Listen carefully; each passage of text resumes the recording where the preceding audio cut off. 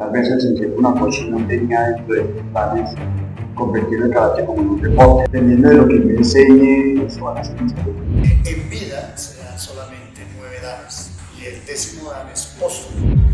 Llega un punto donde usted se replantea si esto es todo lo que el karate, pues qué jartera seguir y yo ya prácticamente lo sé todo.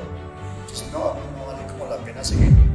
El cinturón merece muchísimo respeto y llegar allí es lucharlo, sufrirlo, vivirlo para saber qué tanto valor tiene ese cinturón.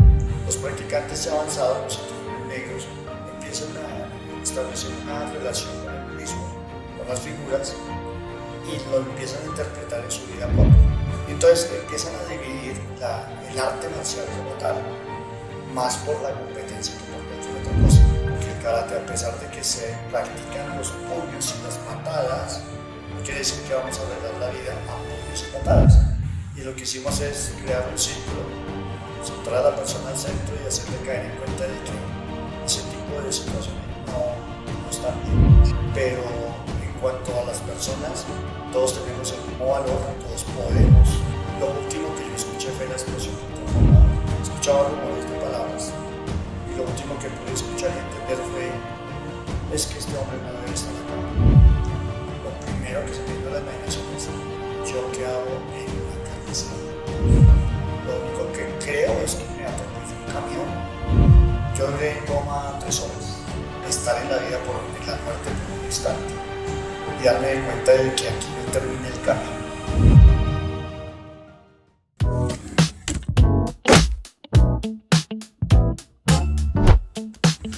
Yokoso minasan, o bienvenidos a todos en español.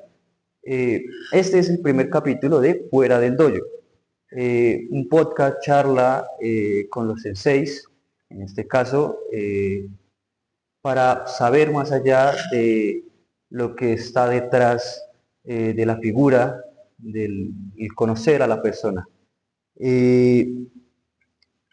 Este podcast, charla, tiene el espíritu del Shoshin, que es la mente del principiante. Vamos a estar dispuestos a escuchar, a entender, a hablar, a dialogar, sin criticar, sin señalar al otro. Ese es el espíritu. Antes de arrancar con nuestro invitado, no olviden el spam que yo digo, suscribirse, seguirnos en nuestras redes sociales, que en Instagram, TikTok y YouTube es Karate Do La Victoria, y en Facebook es Dojo JK La Victoria, donde se va a informar sobre este programa, sobre este formato, de manera más recurrente, en donde vamos a ir subiendo clips y demás. Bien, pues nada, es un placer presentarles a nuestro primer invitado, el sensei Miguel Antonio Cortés, y qué mejor que él para que nos cuente quién es un poco. Bienvenido, sensei. Muchísimas gracias. Gracias por la invitación y gracias por encontrarnos aquí en el Club Karate de La Victoria, en el Centro de Desarrollo Comunitario La Victoria. Bueno, mi historia es un poquito extensa. Yo inicié acá en el Centro de Desarrollo Comunitario en el año de 1980, cuando se iniciaban todos estos programas del Centro de Desarrollo Comunitario. Inicié aquí como cualquier estudiante con el sensei Francisco Rojas. Inicié mi carrera, mi etapa como estudiante, me gradué como cinturón negro en el año 91, como primer dan, y empecé mi carrera como juez, en esa misma época, en el año 91, donde inicié la etapa del aprendizaje. Siempre estamos como en etapa de aprendizaje. La carrera de karate es una carrera extensa, no tiene fin. Dentro de la carrera de arbitraje, en este momento soy referee nacional, juez nacional. En algún momento fui referee panamericano. Desafortunadamente, por cuestiones económicas, no pude continuar esta parte en mi etapa del aprendizaje de juzgamiento en Colombia. Aparte de eso, estoy desarrollando en este momento, soy examinador de la Federación Colombiana de Karate. Estamos preparados para poder examinar a los alumnos que vienen en su proceso de aprendizaje. Nosotros hacemos esa etapa de desarrollo y aprendizaje con la Federación Colombiana de Karate. Ok, listo. Entonces, pregunta inicial, ¿no? Para entrar y entender un poco todo este mundo. ¿Por qué el karate? ¿Cómo llegó? ¿Por qué en otra disciplina? En algún momento eh, tal vez pensar en hacer otra cosa y no, es mejor esto, o por qué decidir el karate. Mi vida, yo inicié mi vida deportiva siendo muy joven. Empecé haciendo fútbol, hice levantamiento de pesas, practiqué boxeo, hice lucha grecorromana, terminé haciendo taekwondo algún tiempo y pues desafortunadamente no pude continuar con el taekwondo, me retiré un tiempo. Y por casualidad, por curiosidad, llegué al karate porque en algún momento aquí anunciaban, hay karate gratis. Interesante. Entonces me vine aquí a las clases de karate, a ver qué podía. Yo ya tenía una experiencia con otras artes marciales o con otras actividades físicas. Quería probar, quería ensayar algo. Entonces es interesante. Con el aprendizaje que empecé a recibir, empecé a ver que el karate es una forma de vida. Es diferente a las otras actividades deportivas que yo había hecho, porque el resto era deporte. Esa es una actividad de recreación, físico, de mantenerse como en forma, mientras que el karate es una forma de vida diferente, donde a través del entrenamiento nos están cambiando mi forma de pensar, mi forma de ver la vida, que la vida no es fácil, la vida es de obstáculos, la vida es de complejos, pero a través del entrenamiento uno dice, puedo hacer mi vida fácil, porque la vida es una forma diferente desde el punto de vista como uno la ve. Este aprendizaje tiene mucho que ver con la filosofía japonesa. El karate es muy tradicional de Japón, aunque su historia remonta a que el verdadero karate, el inicio del karate es Okinawa, pero de alguna forma llega por el sensei Isshin Funakoshi, es trasladado al Japón, y en Japón se forma esa disciplina, esa filosofía que tiene el karate. ¿Qué es eso? La forma de aprender, la forma como me cambian el punto de vista de cómo vivir por ese karate. Ok. Bien, entonces, posiblemente hay gente que no esté metido del todo en lo que es el karate. A las personas tal vez están apenas viendo si sí, si no. ¿Qué se les podría decir que es el karate? Traducción, bueno, aquí hay varias formas de poder ver el karate. De la forma literal, karatero, cara vacío de mano, do camino. Traduciéndolo literalmente es el camino de la mano vacía. Pero veámoslo desde otro punto de vista, en la parte tradicional del karate. El karate por el tiempo fue dividido. Tal vez el sensei Funakoshi no tenía dentro de sus planes convertir el karate como en un deporte, no era como ideal para él. Pero bueno, de alguna manera el karate llega a ser deportivo. Sacan un poco de las raíces de lo que es el karate tradicional, la defensa personal o la filosofía del karate, es trasladada al deporte. Desafortunadamente, el karate ha tenido unos cambios muy fuertes en cuanto al que se ha convertido en más deportivo, menos tradicional. Nosotros en nuestro club mantenemos más lo tradicional y un poco lo deportivo. Es como esa guerra interna que hay ahí entre lo deportivo y lo tradicional. Para los que vienen, pueden escoger el camino, que como no dice de todo ese camino, yo puedo escoger el camino. Desafortunadamente el deportista tiene una vida muy corta. A los 40 años, a lo sumo, lo máximo, a hasta ahí llega su carrera deportiva.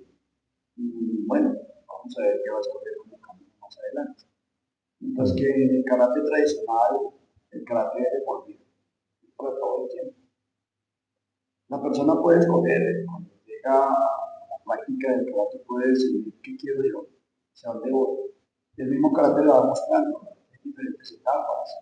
Puede ser un sensei, puede ser el instructor, el monitor, el coordinador, manejar la parte administrativa, puede ser juez, puede ser técnico. Hay muchas etapas que uno va a ocurrir en el camino del karate. Y dependiendo de su formación, así mismo él va a continuar con ese camino. Detrás de él tiene muchas personas, ¿eh? Si quiere continuar con ese proceso, porque depende del futuro de los demás. Ok, listo. Ya metiéndonos más en el tema, ¿no? Vamos a hablar del karate como disciplina y desde su filosofía, ¿no? Ese es el primer apartado. Eh, ¿Qué es ser sensei? ¿Qué significa? ¿Qué traduce? ¿Qué es llegar hasta ese punto? Sensei, la palabra sensei literalmente traduce el primero que llegue. Es el primero que llegue. Tradicionalmente en el karate en Japón, ¿no? En Japón se le dice sensei a maestro de escuela, a la persona de la oficina, el jefe, que es el primero que llega, es el primero que ha aprendido para los demás. Y su conocimiento es desarrollarlo a los demás, dar su obra, transmitir su pensamiento, transmitir aquello que aprendió de sus maestros. Entonces, se produce quien llega primero. Eso es lo que queremos buscar con el sensei. Es una responsabilidad muy grande, sensei, porque dependiendo de lo que yo enseñe, eso van a ser mis alumnos. Dependiendo de mi transparencia o de mi imagen como persona, eso van a ser ellos. Van a ser como el espejo, son como los hijos. Entonces es como el padre, los hijos van a copiar lo que son sus padres. Así es que uno más o menos se educa así. Copia, es una copia de que es. Si no tiene principios, si no tiene valores, pues eso va a ser todo. Nosotros en el dojo tratamos de ser lo más transparente posible, respetar a los demás, ser muy cordial, manejar lo que nosotros conocemos acá como el código de honor del karate, que son los principios básicos que es el estudio. Bien, posiblemente vieron una transición, un pequeño corte, cambiamos un poco el escenario, las tomas, resulta tuvimos un problema con el audio, culpa de la producción, yo me responsabilizo. Bien, hablamos de lo que era ser sensei, ¿no? Lo que significa, lo que lleva el nombre, lo que traduce. El décimo dan. Para muchos que no conocen, los cinturones en karate llevan el kyu, que significa grado, y el cinturón negro se le denomina dan. Y hay un famosísimo décimo dan. ¿Nos podría comentar un poco qué es el décimo dan? Bueno, Q es realmente significa grado inferior. Grado inferior significa Q. Dan es grado superior. Los danes en vida se dan solamente 9 danes. Y el décimo dan es póstumo. Desafortunadamente hoy en día el karate se ha convertido en algo muy comercial. Y hoy en día encontramos cinturones negros décimos danes vivos. Desde el karate tradicional no existe el décimo dan en vida, porque es póstumo, se da al fallecer la persona que lo posea. Bien. Hablando de los cinturones, hay un mito, leyenda, que no solamente ha pasado en este dojo, sino a lo largo del mundo lo he visto y lo he escuchado, el famoso cinturón verde, que tiene ese color que hace que la gente se quede, que no siga, que después de muchos años cuando vuelven precisamente tengan ese color. ¿Qué tiene? Bueno, se ha vuelto como algo místico, como algo extraño. De todos modos, sí es que el karate llega a un punto donde tiene que repetirse muchas veces una situación para que el gesto quede bien claro. Y llega un punto donde usted tiene que repetir y el alumno llega y dice, hombre, pues si ya lo sé todo, yo quiero más. Y es difícil dar más porque ya se ha dado la repetición y tiene que, de hecho, mejorar ese gesto que ya hizo. Donde lo decíamos en algún momento, tiene que repetirlo 1000 veces para que quede aprendido, no perfeccionado. Aprender hasta ahora a hacer un gesto y lo tiene que repetir 1000 veces. Cuando usted llega al cinturón, a ese cinturón verde, todo místico, llega a un punto donde usted se replantea si esto es todo lo que el karate, pues qué jartera seguir, yo ya prácticamente lo sé todo. Entonces no vale como la pena seguirlo. Y se vence en esa lucha tan larga. Entonces es como un reto poder atravesar ese muro que se convierte en cinturón verde y seguir en el aprendizaje, más allá de muchísimo más. Entonces es como la trampita o el punto donde uno dice, ¿será que hay más? Muchos se quedan, no siguen avanzando, otros van y vuelven, donde dicen, me quedó la curiosidad y quiero continuar, quiero saber si hay algo más que esto. Entonces se ha convertido en eso, es por la repetición del karate, hacer siempre como lo mismo, entonces hay más. Bien, siguiendo con la idea del cinturón y esta mística bajo ese mito, leyenda, viene el tema de que aquí por lo menos se ha dicho y nos lo han enseñado, si me pongo cinturón X de cualquier color, sin habérmelo ganado, sin haber llegado a ese grado, nunca se va a llegar. Sí, ese es otro mito que existe. Empecemos desde que el cinturón es algo muy personal. El cinturón es personal, usted se lo ha ganado, es una lucha constante para llegar al grado. Aquí nosotros en el dojo hacemos exámenes 1 año por grado, 1 año por cinturón. Entonces ha costado mucho trabajito, no es fácil. El dojo es la representación del conocimiento que usted tiene y cada color a la medida que se va oscureciendo está indicando qué grado de conocimiento tiene usted. Por lo mismo entonces el cinturón merece muchísimo respeto y llegar allí es lucharlo, sufrirlo, vivirlo para saber qué tanto valor tiene ese cinturón. Cuando alguien se coloca ese cinturón que no le corresponde en un grado superior y sin permiso además, pues queda como el sinsabor de que me gustaría tener este color, pero estoy faltando a las normas del dojo o al respeto que merece el cinturón. Y es como si el cerebro reaccionara y mentalmente le dijera, ups, la embarramos, no era el color, no me pertenece, ha faltado en algo muy importante para esa otra persona. Entonces queda como el mito ahí de la falta de respeto por el cinturón.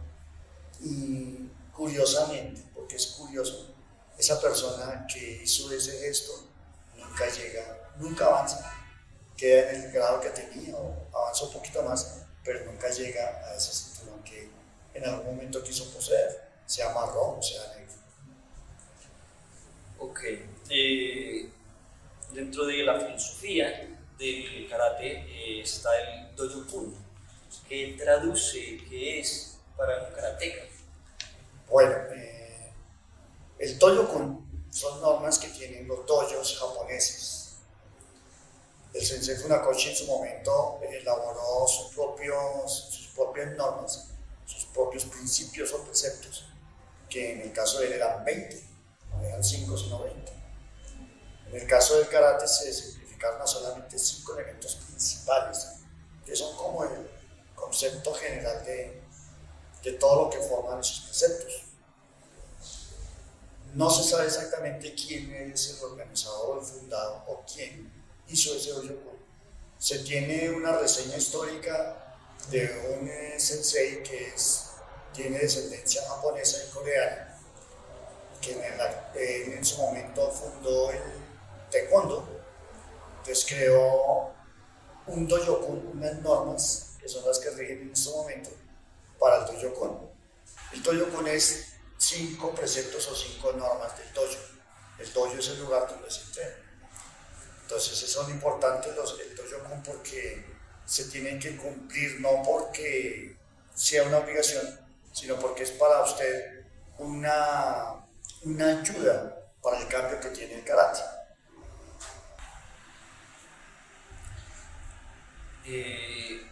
Bien, dentro de la filosofía del karate viene un tema que es el Budo, Bushido, viene de los samuráis, y con la creencia del budismo. ¿Qué apartados del budismo se aplican en el karate, sobre todo en una sociedad como la colombiana, que si bien es libre de culto, lo rigen más los católicos y los cristianos? Sí, Bushido traduce literalmente el camino del guerrero, eso es lo que traduce Bushido. Budo es un arte marcial, pero que se origina en japonés, no cualquier arte marcial. Entonces, el Budo es un arte marcial japonés, eso es lo que traduce más o menos el Budo. En el karate, trabajamos tanto con el Bushido como con el Budo en su forma por ser el origen japonés. Nosotros tenemos varias figuras llamadas katas que están como relacionadas con el budismo. Ejemplo, Odo, Goyoshiho Sho o Goyoshiho Dai, que son katas que tienen la relación con los templos budistas o los lugares donde están los muertos. Para llegar a esos templos se utilizan 108 escalones.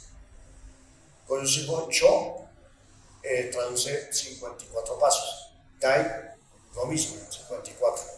Primero y segundo. Entonces los 54 y 54 nos suman 108, que son los 108 pasos para llegar a la parte más alta de esos templos. 108 escalones. Entonces hay una relación del budismo con el karate, una lejana relación. Los practicantes ya avanzados, los cinturones negros, empiezan a establecer una relación con el budismo, con las figuras, y lo empiezan a interpretar en su vida propia. El budismo tiene una práctica que es el Zen, y dentro del Zen los entrenamientos tienen que ver con los ejercicios que se hacen allí en el Zen. Ok. Hablando del tema, ¿no?, de las figuras llamadas katas, el karate, el concepto, y lo he visto, tiene 3 prácticas dentro de su habitual entrenamiento: Kihon, el kata y el kumite. Hay muchos que dicen kata o kumite. Sí, depende mucho de las organizaciones, depende mucho de los entrenadores. Desafortunadamente el karate fue dividido en el tradicional y en el deportivo.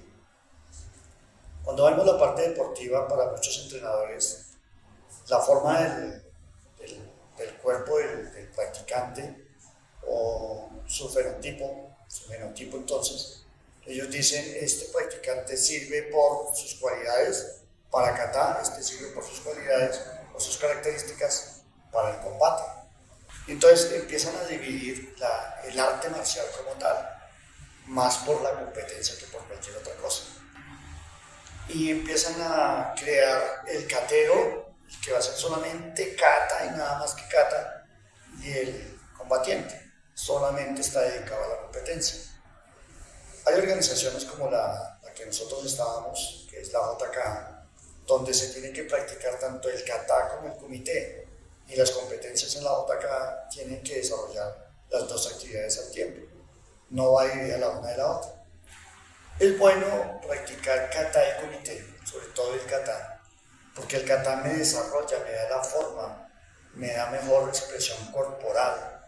la fuerza, la velocidad, la resistencia me la da el kata. Y yo voy a tener mejores formas, mejor presentación, mejor forma física cuando voy a ejecutar el combate. Entonces es muy bueno practicar los dos, contrario a lo que digan muchos técnicos no están de acuerdo en eso, o kata o kumite. Bueno, nosotros sí lo hacemos con kata y kumite, aunque es un poquito complicado y el trabajo es mayor para poderlo ejecutar. Dentro de la misma filosofía hay un término, viene del budismo, es el Shigitao, cuerpo, mente y alma. Shigitao, Shigitao, Shigi es expresiones cuerpo, mente, espíritu. Cuando nosotros practicamos el karate, tenemos que tener una relación con las tres personas que dividen el ser. La parte física, prepararla técnicamente, físicamente, la parte mental, que es la que da que el movimiento exista. Yo le digo al cuerpo, muévete, el cuerpo se mueve, o yo hago una expresión manual, tren superior y tren inferior, porque es que mi mente desarrolla ese movimiento, el gesto que está produciendo el movimiento. Cuando mis fuerzas ya fallan, cuando tanto la parte física como la parte mental empiezan a fallar, la parte espiritual me dice, no nos vamos a dar por rendidos, vamos a luchar los tres, tenemos que salir adelante, nosotros podemos.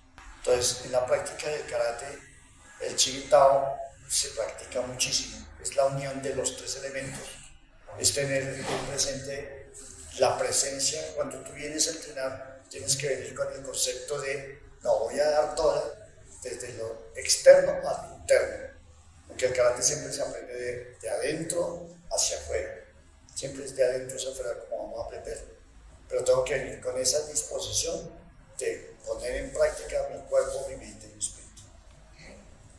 Ok, dentro de mi experiencia en el dojo hay un tema que yo lo domino, el destierro, que muchos practicantes y senseis posiblemente ni conocen o no han hablado y no se sabe, pero el destierro, como lo denomino, existe también dentro del arte marcial.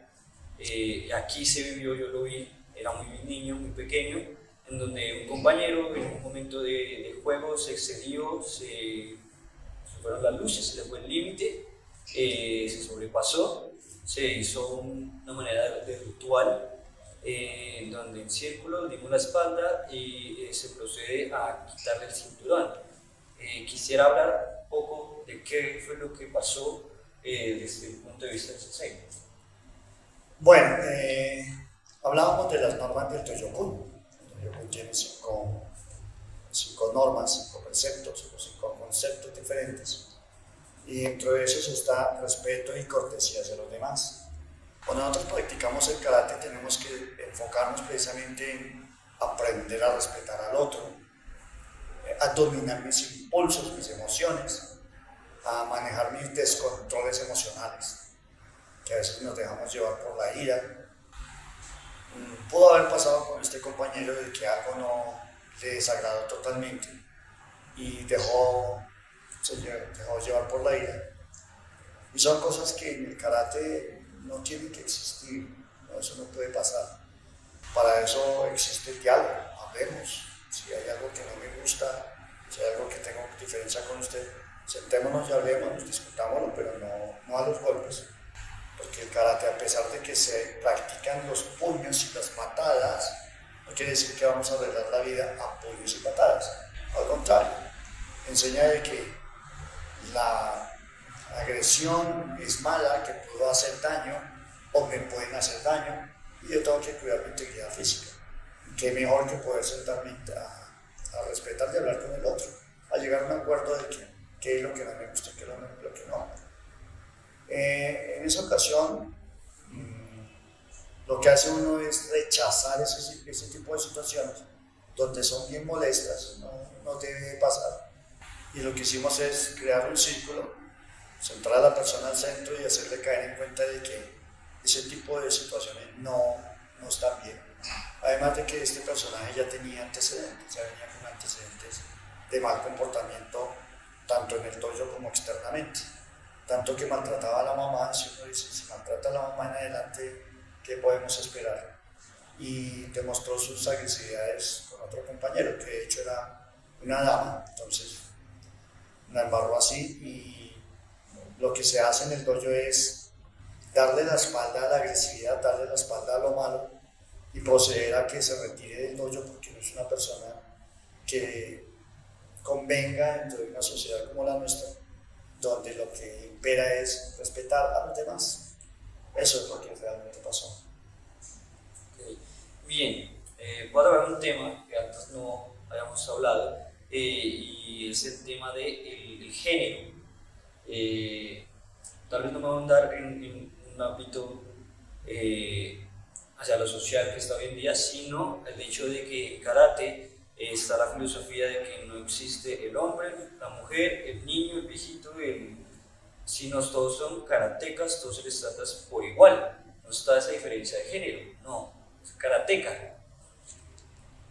En el idioma japonés, empezando desde el idioma, desde la parte literal, en el idioma japonés no existe el género masculino y femenino. En los dojos, antiguamente los japoneses separaban las mujeres aparte, los hombres aparte, o había clases específicas para hombres o mujeres. Pero todo va evolucionando, va cambiando. Y los practicantes de karate no son pequeños, grandes, cortos, flacos, altos, bajos, niño, niña. Se crea un solo género, el practicante de karate o el karateka. Las diferencias son el practicante, el que tiene grado inferior, el karateka, el que ya es cinturón negro, que está empezando un proceso diferente. Entonces aquí en el dojo no manejamos niños, niñas, hombres, mujeres, ¿no? Todos somos iguales. En la condición física habrán diferencias, pero en cuanto a las personas, todos tenemos el mismo valor, todos tenemos la capacidad. Las mujeres lo pueden hacer igual que los hombres, los niños lo pueden hacer mejor inclusive que los adultos. Aquí vemos muchos casos donde el niño es mucho más flexible que una persona adulta, una persona que ya tenga cierta edad y que no haya practicado karate. Entonces eso nos demuestra de que todos tenemos las mismas capacidades, que no hay diferencias en ese sentido. Somos una sola persona, un solo practicante haciendo lo mismo. Bien, hay una historia mítica que se cuenta, y es en base a la muerte. Tiene una experiencia con la muerte. Es una historia de los años 90, finales de los años 90. En el 99, cuando tuve un suceso de mi trabajo. Yo soy ingeniero electrónico y hacía hago instalaciones eléctricas y de sistemas de circuitos cerrados. En ese entonces estábamos empezando con la novedad de los circuitos cerrados. Era el boom del momento. Teníamos que hacer unas instalaciones de unas cámaras de un lugar a otro, y para eso tocaba pasar una avenida de un edificio a otro. En esa avenida había una serie de cuerdas de todo tipo, desde cuerdas de alta tensión, que la alta tensión se maneja en 220.000 voltios, a cuerdas sencillitas de 110 voltios, voltajes muy bajos. Y la situación era de que nosotros tenemos que instalar unas cámaras. Yo iba con mi hijo mayor, John. Teníamos que, eso era un trabajo muy sencillo, era muy rápido. Botar un cable, hacer las conexiones y ya, nos vamos para la casa. Eso era cuestión de 2 horas máximo. Ya habíamos hecho ese tipo de trabajos por varios momentos, entonces no había pasado absolutamente nada. Pero ese día tenía que pasar algo, una situación diferente que marcó mucho mi vida. Lanzamos el cable, el día anterior había llovido. Cuando el cable cae al piso, el cable seguramente estaba muy pelado en las puntas, hizo masa con la tierra. Entonces hizo que el transformador general explotara. no explotó en su totalidad. No se bajó la luz, pero explotó. Sin embargo, la corriente estaba ahí. Yo estaba trabajando encima de un edificio de 7 pisos. De donde yo estaba prácticamente en el lockdown, yo estaba con mi hija. Cuando vemos que eso pasa, le dije, bájese y busque un palo y trate de aislar el cable del piso para evitar un accidente grave acá. Pues obviamente él se bajó, afortunadamente se bajó. Fue a buscar el palo y no lo encontró, entonces yo dije, pues la única forma era recoger despacio el cable para evitar que haya pasado algo grave. Cuando estaba recogiendo el cable, lo último que yo escuché fue la explosión del transformador. Eso es lo último que yo sé, lo último que me acuerdo. Del resto ya es una historia aislada de parte de los demás y queda la historia que me quedó a mí, del momento en que yo viví cuando me cogió la luz. Cuando se va la luz, todo quedó oscuro, todo se apagó. Es como si hubiera quedado en un salón oscuro. Era consciente de que estaba en un salón oscuro, pero no sabía qué había pasado. De un momento a otro yo me veo encima del edificio, volando encima del edificio y mirando hacia abajo, cómo ese señor se caía, cómo una persona caía al vacío. Esa persona trataba de agarrarse de las cosas y yo lo veía caer. No era consciente quién era esa persona, simplemente que él está cayendo. Y yo decía, ese hombre se mató. ¡Pum! Desaparece nuevamente esa imagen como si fuera una película y aparezco nuevamente en el cuarto oscuro. Yo trataba como de ¿dónde estoy? ¿Qué es esto? No entendía nada. De pronto escuchaba una voz que decía, escuchaba rumores de palabras y lo último que pude escuchar y entender fue, es que este hombre no debe estar acá.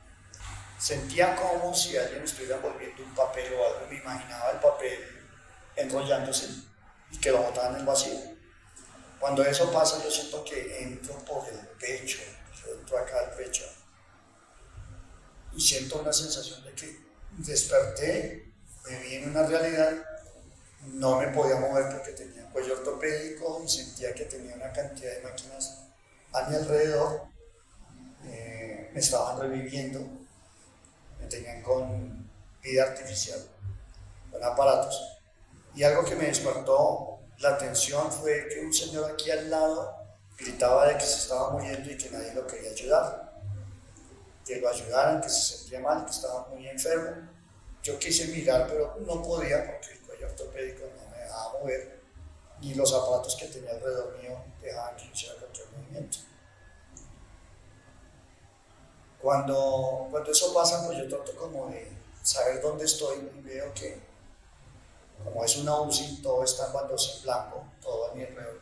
Lo que yo podía ver era baldosa en blanco. Y me preguntaba yo dónde estoy. No sabía dónde estaba yo realmente. Pensaba que lo primero que se me vino a la imaginación es, ¿yo qué hago en una carnicería? Viene el médico, me pregunta cómo se siente, cómo está. Yo, bien, pero no sabía qué me había pasado. Me preguntaba que si sabía qué me había pasado a mí, yo no, ni entendía realmente qué era lo que yo hacía ahí y qué pasaba. Entonces el señor se fue, el médico se fue, volvió y cuando vuelve me vuelve a preguntar, entonces pues me causó curiosidad qué me había pasado. Él me preguntaba que si sabía qué me había pasado, yo le decía, lo único que creo es que me atropelló un camión. No sé más. Eso fue lo primero que se me vino a la mente. Y él decía que no fue eso exactamente lo que le pasó. Volvió y salió, volvió nuevamente. Cuando él vuelve me pregunta, siempre le hacen unas preguntas emocionales, cómo se llama, dónde vive. Me preguntó una pregunta curiosa, era, ¿sabe quién es el presidente de la República? Si yo no sabía quién era yo, mucho menos quién era el presidente de la República. Volvió y salió. De un momento a otro algo vino como mi mente es, mi hijo, yo tengo un hijo, ¿dónde está mi hijo? Cuando viene el médico nuevamente, me pregunta que cómo estoy, le pregunto es, ¿y mi hijo? Entonces ya como que, ya está entendiendo. No, su hijo está bien, no hay problema, no pasó nada. Él está bien, si quiere lo llamo, bien, bien. Entonces ya vino mi hijo, estaba bien, y ya le decía yo qué me había pasado. Digo, no se acuerda que estábamos haciendo un trabajo. Empezó a acordarme qué estaba pasando. Y usted se cayó, se llevó los cables, cayó al piso, casi se mata, o afortunadamente lo pudimos traer al hospital, que está cerca. Se desarmó me decía. Yo duré en coma 3 horas. En estado de coma duré 3 horas, me recuperé muy rápido, afortunadamente. Pero eso fue como la anécdota de estar en la vida en la muerte por un instante.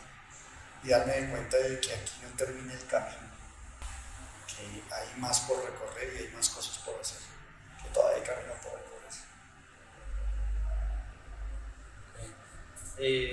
Dentro de la anécdota hay una curiosidad y es que hubo un joven que le pasó lo mismo. Sí. Al día siguiente, mi accidente fue el 22 de noviembre de 1999. Al día siguiente, martes, ahí muy cerca de donde yo trabajaba, estaban haciendo una obra de construcción, estaban haciendo un edificio. Pero había un joven allí en el segundo piso, empezaba a trabajar a las 7 de la mañana, iba a empezar a trabajar, estaba en el segundo piso. En el primer piso había arena, pues obviamente es la arena para la construcción, y algo tenía que hacer él ahí en el segundo piso. Entonces cogió una varilla que le estaba haciendo estorbo, la fue a mover para quitarla de ahí, sacarla para otro lugar, sin darse cuenta de que por ahí por el frente pasaban unos cables de 110 voltios. La diferencia con respecto a la mía es muy amplia, de 220.000 voltios a 110, la diferencia es muy grande. Él, sin darse cuenta, hace contacto con las varillas, con la varilla, con la corriente, hace masa, y la corriente igual lo bota como me botó a mí, que me botó la corriente muy lejos. A él lo bota, pero lo bota cayendo a la arena. Él cae, hace una parabólica y cae a la arena, lo coge 110 voltios, que relativamente no es gran cantidad de energía. El hospital afortunadamente también queda muy cerca de ellos, un hospital, San José, y llega donde yo estoy hospitalizado. Pero yo estaba en la UCI, entonces son cabinas, cubículos separados, los separan por una cortina. Yo escuché que había llegado un caso muy parecido al mío. A mí me llamaban me pusieron como apodo en el hospital el paracaidista, por las características de la caída. Cuando llega este muchacho, dice, llegó otro caso muy parecido al del paracaidista, muy parecido, aunque con menores condiciones, pero muy parecido al de él. Vamos a atenderlo a ver cómo está. Lo atienden y en el caso mío la corriente no explotó en el vientre como generalmente suele suceder, sino que recorrió todo mi cuerpo y salió por los dedos de las manos y de los pies, afortunadamente. Cuando a mí se me reventaron los dedos de los pies, las articulaciones, a él desafortunadamente no, explotó, fue en el abdomen. Igual tenía que quedarse en el hospital para observación y poderlo salvar. A las 9 de la noche, desafortunadamente, los médicos dicen que la situación de este hombre ya no es la más adecuada. Lo estamos reviviendo, lo estamos manteniendo con vida artificial, porque su cerebro ya no responde. Él ya falleció. Tenemos que decirle a la familia que nos autorice poderlo desconectar para que descanse en paz el hombre. Uno de los médicos se encarga de eso, sale y habla con la familia. Ya se escuchaba cómo gritaban la familia de que no era posible, que no me hubiera salvado la vida. A las 11 de la noche, pues inmediatamente la familia autoriza desconectarlo. A las 11 de la noche fallece, era un joven de 17 años que sostenía a la familia, tenía hermanos menores y era el único que trabajaba en la casa. Desafortunadamente se falleció. Ese es el caso muy curioso porque las circunstancias del accidente de él son inferiores a las circunstancias de mi accidente, que que fueran unas circunstancias mayores, tanto la altura de la caída, tanto la energía como me cae, como me coge, y que él fuera en situaciones menores, cae sobre la arena, 110 voltios, y él le tocaba partir, le tocaba llegar como a su momento. Entonces que a mí me dieron la oportunidad de continuar dando instrucción de vida. Ok, bien. Para terminar, temas de tiempo, no contamos mucho el tiempo. Recomendaciones. ¿Algún libro para los que nos ven, que nos escuchan? Libros, bastantes. En la formación del karate tenemos varios bien importantes. Para empezar, primero, Juan Salvador Gaviota. Este libro enseña a la vida cómo una gaviota se atreve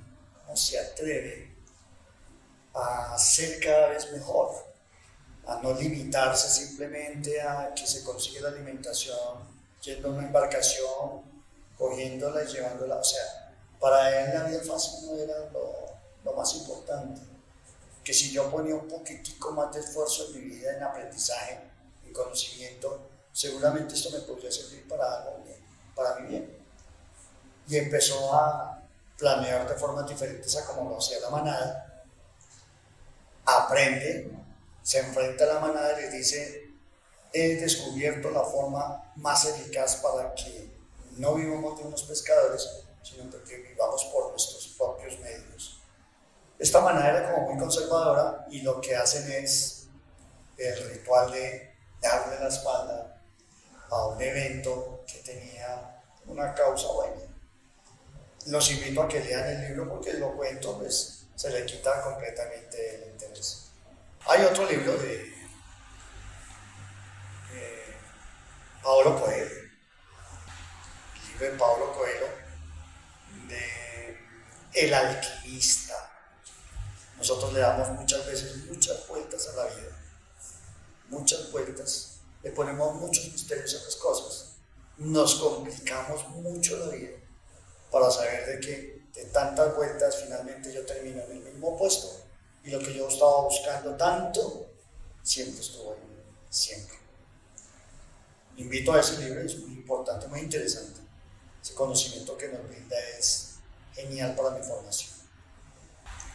Hay otro libro como formación, que es un librito muy sencillo, es cuestión de 15 minutos leerlo. Y esos 15 minutos me van a servir a mí para la vida, para mi trabajo, para mi desempeño, para mi superación personal grande. Cartas a García. Es un libro que cortico, pequeño, pocas palabras, una enseñanza muy larga en cuanto a conocimiento y muy profunda, y me enseñará cantidad de cosas, cantidad. Otro libro importantísimo que me va a abrir a mí el horizonte completamente, me va a abrir los ojos, me va a hacer entender que hemos estado manipulados por mucho tiempo. Los Cuatro Acuerdos. Un libro muy importante porque esto me va a despejar muchas dudas de mi vida. Me va a dar a entender que estoy equivocado o me hicieron equivocar. Otro libro para aquellos que les gusta mucho de la religión o de la filosofía, Caballo de Troya. Bastantes tomos, pero si su mente no es abierta, no se atreva a leerlo. Si usted es muy conservador en sus principios y sus valores, no lo toque, porque este libro sí que le va a decir a usted la verdad absoluta. Una verdad pues que nadie la tiene, pero le va a hacer entender muchas cosas sobre los conceptos de las religiones y cómo hemos sido engañados de alguna manera. ¿Alguna película? Película El Último Samurái. El Último Samurái da muchísima información de aquella etapa final del samurái y la restauración, sí. La vida nueva que el emperador le quiso dar, el vuelco total que le quiso dar el emperador en su momento al Japón. Entra el occidente a Japón, los conocimientos entran ahí. y me enseña cómo se transforma el japonés, su conocimiento, y cómo de alguna manera le quitan parte de su conocimiento, que era la esencia de lo que era el samurái en ese momento. Entonces es muy interesante porque la forma como estuvo hecha esa película es increíble, me enseña bastante. ¿Algún hábito? La disciplina, sí. Sin la disciplina no hay nada. El aseo personal, en el dojo, por ejemplo, tenemos como costumbre, antes de iniciar la clase, tu lugar de entrenamiento tiene que estar muy limpio. Entonces es un hábito importantísimo empezar desde el aseo. El aseo para los japoneses, eso es algo bien importante, es algo radical. Y en conjunto de la disciplina, eso nos va a formar, nos va a cambiar a nosotros como seres humanos completamente. Bien, temas de tiempo y de producción, culpa mía, fallos, es el primer capítulo, es entendible a medida que vaya agarrando el ritmo y vaya sabiendo crear el formato, se va creando por sí solo, muy orgánico.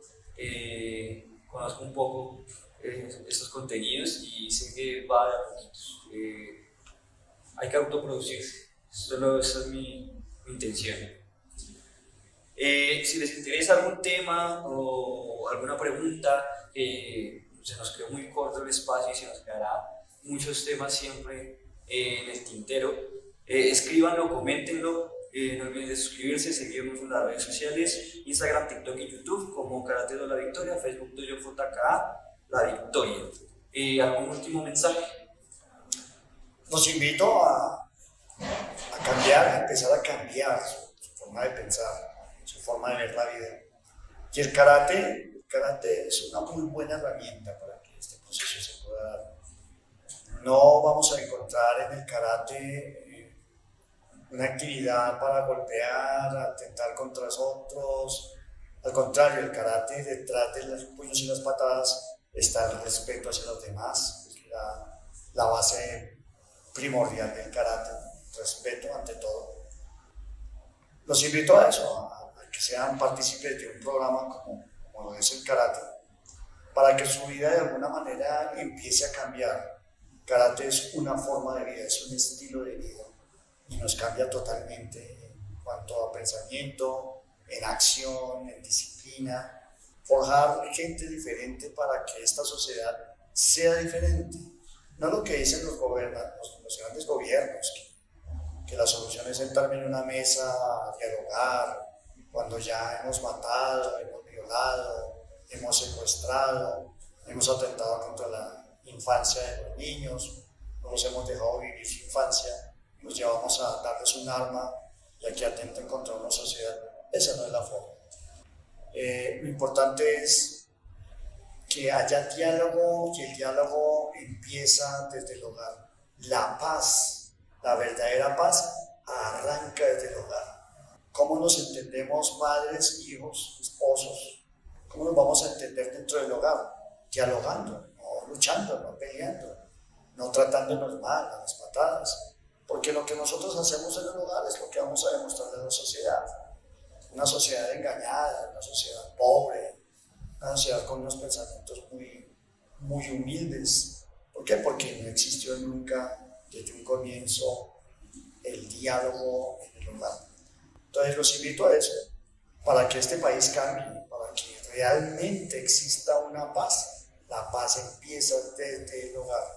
Nosotros los educadores no estamos educando a sus hijos, estamos simplemente guiándolos en una enseñanza.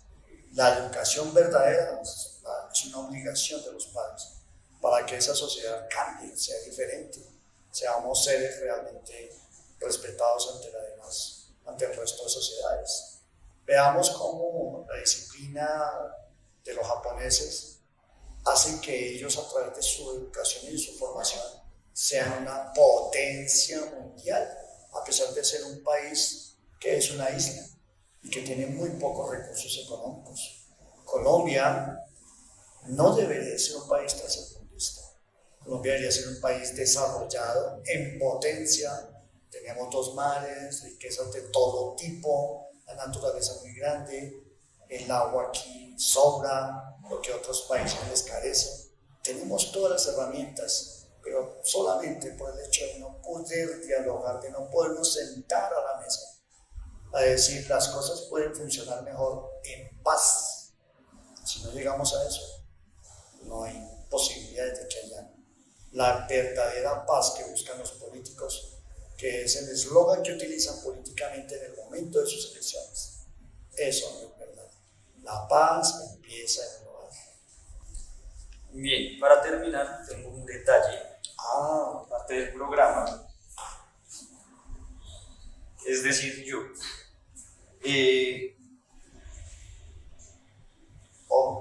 ¿Cómo arigatos?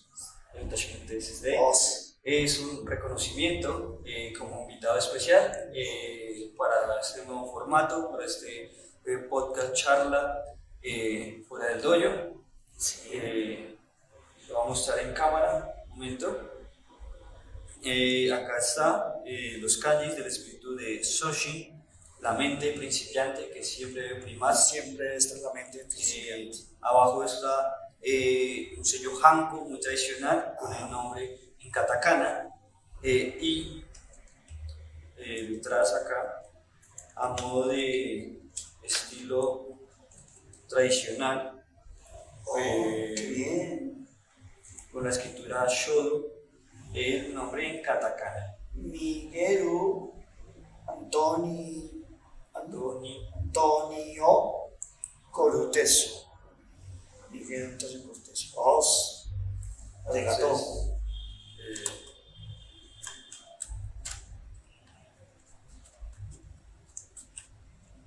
Entonces, Sensei, con todo el cariño y gracias por el tiempo. Muchas gracias. Vamos, arigato. Gracias. Bueno, muchos me critican que como un pobre cundinamarqués de la zona cuarta boyacense se las pique de japonés. He aprendido mucho de mis grandes maestros, Sensei Isidro, Sensei Francisco Rojas, Sensei Hiroshi, Sensei Inoue, Ishiyama. Han pasado por mi vida grandes maestros y me han dejado ese legado de los japoneses, lo bueno de los japoneses, la disciplina, la constancia, la dedicación, y eso es lo que yo quiero darle a los demás. Y me japonicé, tuve la oportunidad de estudiar japonés con un sensei japonés, Jiro-san, quien me dio también lecciones de lo que es la verdadera disciplina japonesa.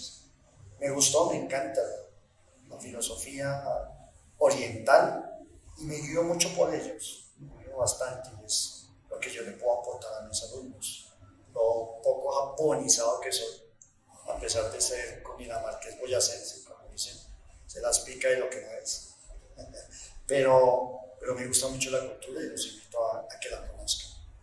Nosotros aquí invitados, bienvenidos sean, quienes estén interesados en adquirir el conocimiento del karate tradicional. ¿Listos? Sí, muchas gracias. Muchas gracias. Como arigato,